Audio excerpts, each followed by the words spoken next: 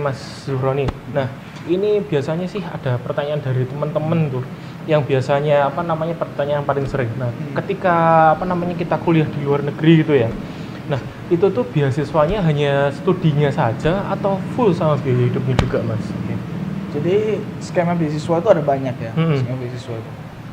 Misalnya saya ambil contoh LPDP. Kalau LPDP itu biasanya yang di cover adalah semuanya. Jadi dari biaya studi di cover, kemudian plus biaya hidup, plus bahkan ada tunjangan juga kalau punya anak dan istri. Oh ya. Gitu. Nah, tapi kalau skema beasiswa lain, tentunya kadang-kadang ada yang memang cuma mengcover kuliahnya aja. Jadi biaya hidup ya cari sendiri gitu. Cari sendiri. Oke. Atau ada yang bahkan kuliahnya cuma di cover 50%, tentunya tanpa biaya hidup.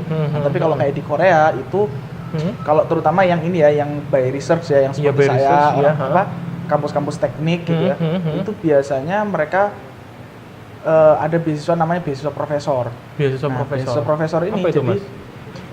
Profesor akan membayari kita kuliah plus ngasih kita biaya hidup. Jadi bisa dikatakan hampir sama LPDP.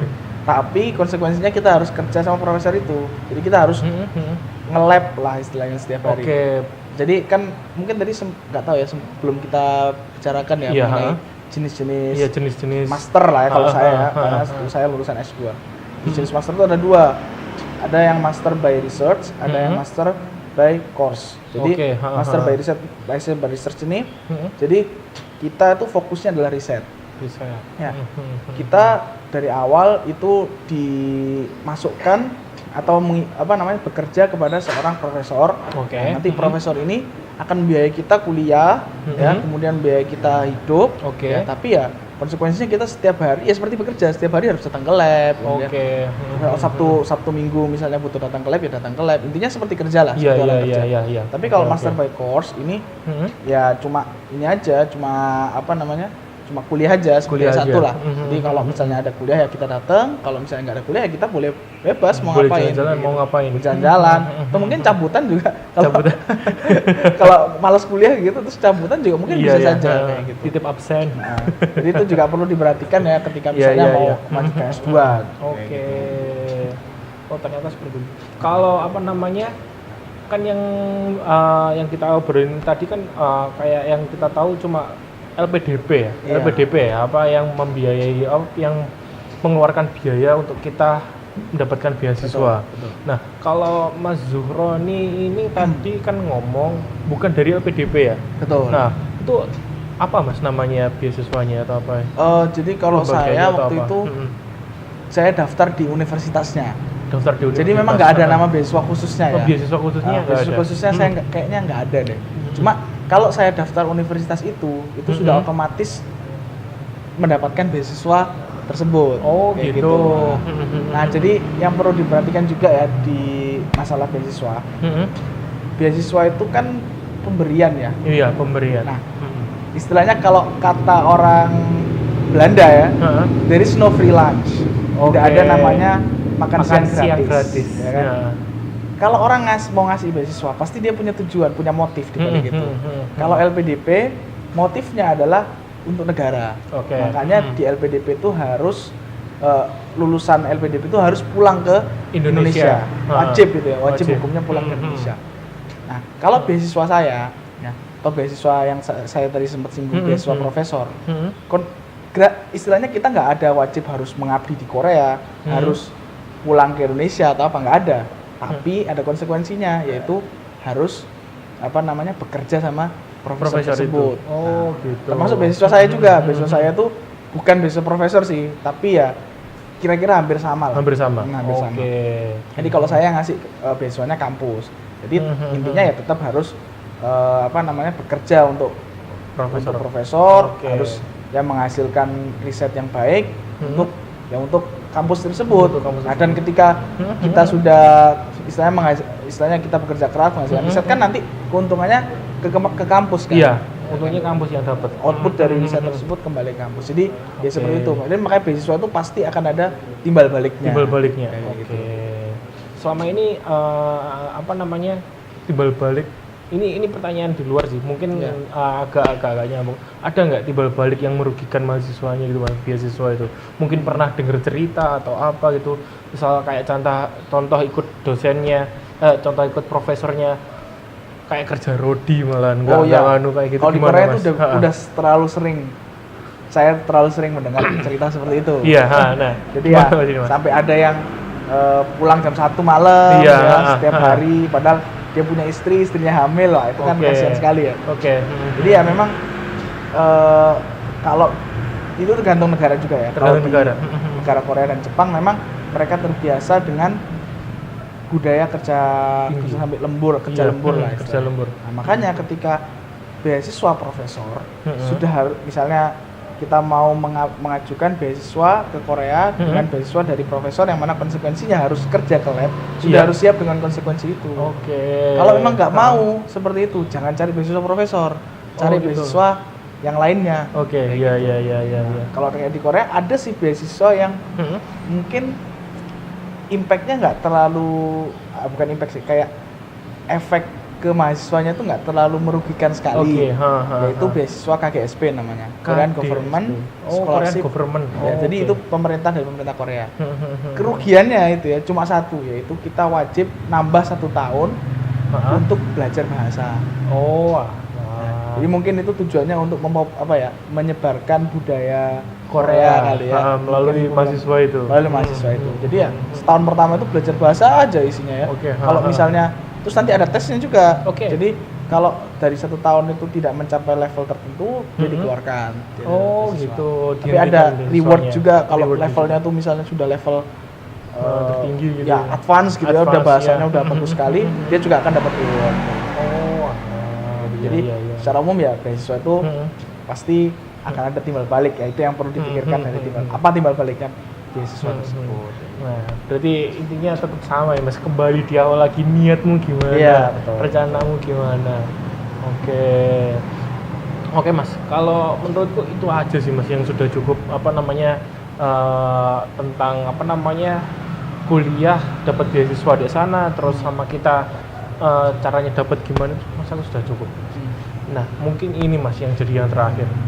Mungkin petuah dari Mas Zuhroni ini untuk para calon-calon pemburu beasiswa yang ingin niat banget kuliah di luar negeri, itu mungkin ada tips-tips, bukan tips sih, mungkin ya sejenis petuah lah. Iya. Ya, sebenarnya kalau nasihat petuah sih, nasihat apa gitu. Kalau dari saya tuh sudah sempat kita bicarakan di tengah-tengah tadi. Sifatnya merangkum aja. Iya, merangkum. Jadi yang pertama itu petuah pertama itu ya adalah luruskan niat sih. Luruskan yang paling utama. Iya, utama. Jadi apa sih tujuan kita mau ke luar negeri? Ya, kalau bisa dikatakan luar negeri itu kalau kita sudah pernah mengalami tinggal di luar negeri. Iya. Tinggal di luar negeri itu cuma enak di Instagram saja. Di Instagram aja, benar. Cuma enak di Instagram aja. Ya, live-nya kayak enak gitu. Padahal hidupnya sendiri tuh nggak enak. Sama sekali.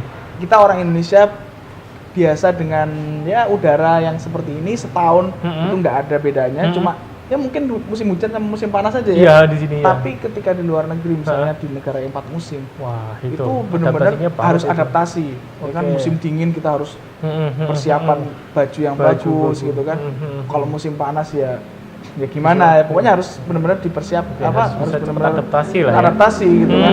Istilahnya kalau kita misalnya ya istilahnya gambarannya ya, kalau misalnya kita itu di Surabaya gitu ya. Hujan, ada jemuran, kita tinggal keluar, ambil. Kan? Kalau misalnya di Korea, hujan, salju, musim dingin, ya kan? Ada pas lagi turun salju, kita nggak bisa ngambil jemuran di luar dengan cuma langsung keluar aja, tapi harus pakai baju dulu dan sebagainya, ribet. Belum lagi kalau berangkatnya ada salju tuh licin, ya pokoknya banyak lah. Adaptasi yang persiapannya. Jadi memang nggak enak gitu ya. Jadi itu yang pertama. Kalau kita udah punya niat yang kuat, saya memang udah benar-benar punya niat yang kuat meskipun ada pahit-pahitnya, tapi saya udah siaplah menanggung. Nah, lah itu udah ya kalau memang ada niat yang bagus. Yang kedua adalah mungkin lebih ke pelajari budaya sih. Pelajari budaya. Pelajari budaya ini termasuk pelajari bahasa sedikit-sedikit. Jadi jangan sampai kayak buta gitu loh. Oke. Buta terhadap bahasa dari negara yang kita tuju. Terutama kalau misalnya mau ke negara Asia Timur ya, yang tidak berbahasa Inggris. Karena ini utamanya bagi seorang muslim ya, kalau memang dia concern terhadap makanan ya kan, terhadap makanannya itu kan kalau di negara-negara kayak gitu kan mereka nggak membedakan ya, kalau membedakan. Kayak pokoknya terserah lah mau apa namanya, mau makan ini mau makan apa ya, mereka bisa makan semua istilahnya kayak gitu. Nah, maka kita di situ ada challenge atau tantangan untuk kita harus menyeleksi untuk diri kita sendiri. Nah, kalau gimana kita bisa menyeleksi kalau kita sendiri nggak tahu bahasa dari makanan yang tidak kita bisa makan itu apa, gitu kan? Saya nggak bisa makan babi, gitu kan? Bahasanya babi itu apa kalau bahasa Koreanya, misalnya kayak gitu. Kalau nggak ngerti kan gimana? Nah, itu berkaitan sama budaya ya. Budaya. Terus ya budaya berkaitan sama budaya juga, tidak hanya sekedar bahasa tapi juga kebiasaan mereka. Kalau misalnya kayak di Korea itu ada di Korea dan Jepang ya. Ada budaya minum. Mereka untuk menghargai orang itu, mereka mengajak orang tersebut untuk minuman keras itu minuman keras tentunya minuman alkohol. Iya. Ya kan ya tidak semua dari kita bisa minum seperti itu. Ya kan? Ada yang karena ya pokoknya dengan berbagai alasan lah, tapi intinya anggaplah kita tidak bisa minum seperti itu. Nah, atau bahkan tidak bisa mengikuti acara itu. Ya kan? Kita sudah harus siap konsekuensinya. Baik itu kita mempersiapkan diri untuk bagaimana ngomongnya, atau mempersiapkan diri untuk dikucilkan. Nah, ini yang harus kita siapkan. Kalau memang kita sudah tahu konsekuensinya. Ya, konsekuensinya. Jadi pelajari budayanya, kalau sudah tahu budayanya, sudah bisa menerima ya. Ya udah, berarti siap dengan konsekuensi dari budaya tersebut. Jadi kira-kira mungkin 2 itu saja yang saya rasa penting lah. Niat dan pelajari budayanya. Soalnya itu adalah negara yang kamu tuju, kamu harus mengikuti rules yang ada di sana. Dan harus siap konsekuensi yang ada. Jadi untuk masalah kuliah di luar negeri dapatkan beasiswa itu merupakan persiapan bukan persiapan yang remeh-temeh, tetapi persiapan yang matang. Kalau disimpulkan. Nah, ya sudah, gitu aja. Itu adalah informasi yang sangat berharga dari Mas Zuhroni ini. Nah, kita tutup. Wassalamualaikum warahmatullahi wabarakatuh. Terima kasih Mas. Selesai.